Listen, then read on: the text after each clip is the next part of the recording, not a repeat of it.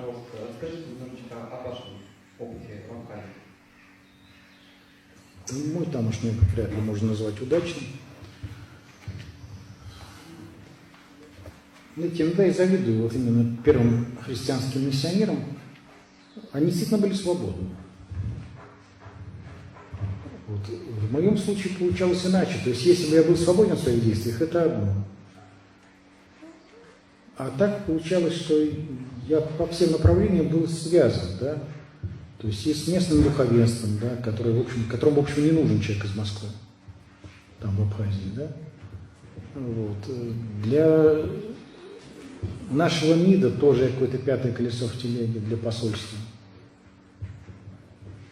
Патриархия мне отвечает, что у нее нет средств на эту миссию. Я сам, простите, не священник, я не могу зарабатывать деньги на требах. То есть и одно из двух. Или я должен искать деньги на эту миссию, или ей заниматься. А ресурсов никаких. Официально я там никто, да. Все от меня отрекаются, потому что официально в территории Грузии, с очень церковной. Поэтому я не имею права там находиться, да, что-то делать. В общем, поэтому где-то вот 1,5 года мытарств, своеобразный, конечно, опыт. Приходишь в школу провести урок, директор школы первым вопросом: а что вы нам подарите?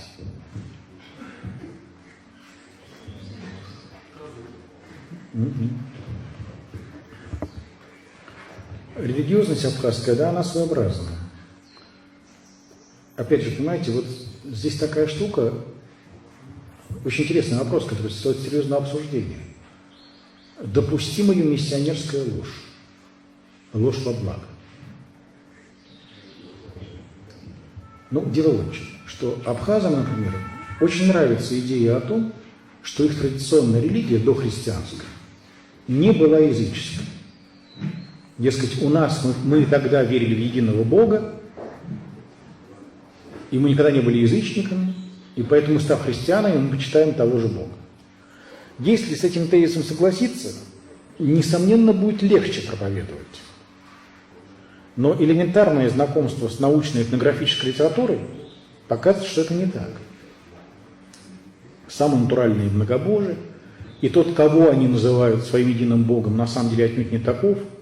Но это типа все равно, что сказать, вот Зевс – это единый изначальный Бог греческого мира. Кстати, грек тебе такое говорит. Ты с этим сразу соглашаешься. Мне безумно нравится фраза Гераклита. Слушайте внимательно. Единое только одно. Оно хочет и не хочет называться именем Зевса. Удивительная богословская формула, на самом деле. И я бы сразу согласился с Гераклитом, философом в этом вопросе. Проблема в одном, что когда начинаешь читать не Гераклита, а Гесиода или Гомера, то понимаешь, что Зевс отнюдь не изначальный бог, он Кранит называется, сын Кроноса, а тот тоже не первый, потому что до него был Уранус. И у них крайне непросто, отнюдь не отношения нашей идеальной троицы, взаимная любовь и послушание. А там, помните, скорее взаимная кастрация бесконечная там, и так далее. Войны, интриги и прочее. То есть нормальная коммунальная свара на небе.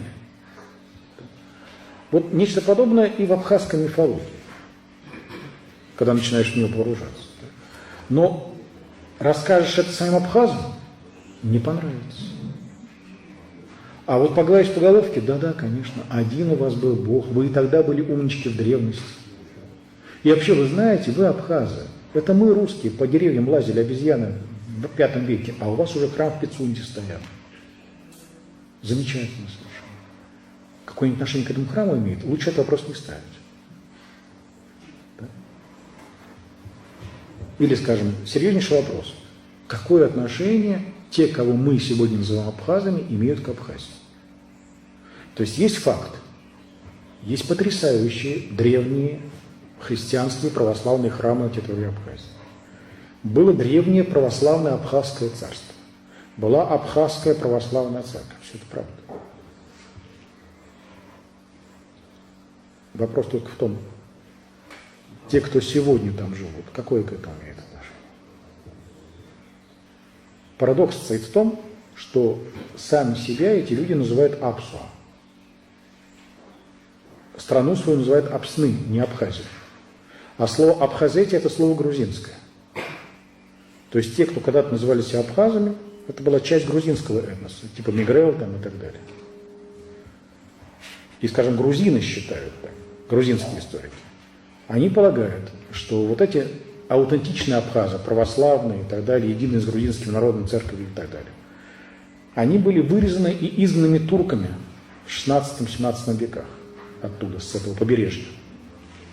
И отчасти исчезли, отчасти ушли в глубокую горную Грузию, туда, на восток. А на опустевшие прибрежные земли турецкие власти спустили черкесов с гор и сказали: вот вы теперь живите здесь. То есть получается, что нынешнее население Абхазии, они там недавно. Но им льстит считать себя строителями тех древних храмов и их наследниками. Как, скажем, валахи балдеют от того, что «а мы наследники древних римлян» и называются румыны, ромейн, романе. Вот. Мы наследники древних римлян, хотя какое отношение даки эти имеют к Риму, вот, весьма-весьма такое отстраненное. Но хотя бы румыны, они честно говорят, у них там культ в Румынии императора Трояна. Почему? Потому что Троян покорил даков. И вот потрясающая история, да, то есть народ чтит своего завоевателя. Потому что нас, варваров, тем самым присоединили к европейской цивилизации. В Абхазии обратная ситуация. То есть они тех древних абхазов не победили, без их помощи как-то эта депортация произошла, но унаследовали их землю, отчасти их имя, но не для себя, для туристов. Себя они не называют абхазами, я говорю, только вот на русском языке и беседах с иностранцами. И отчасти другую историю.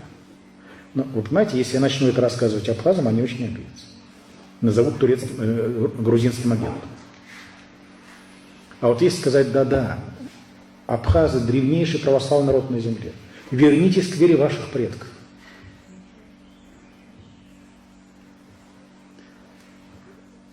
Боюсь, что исторически это будет, точнее не исторически, это будет неким лукавством. Но миссионерский очень эффективен.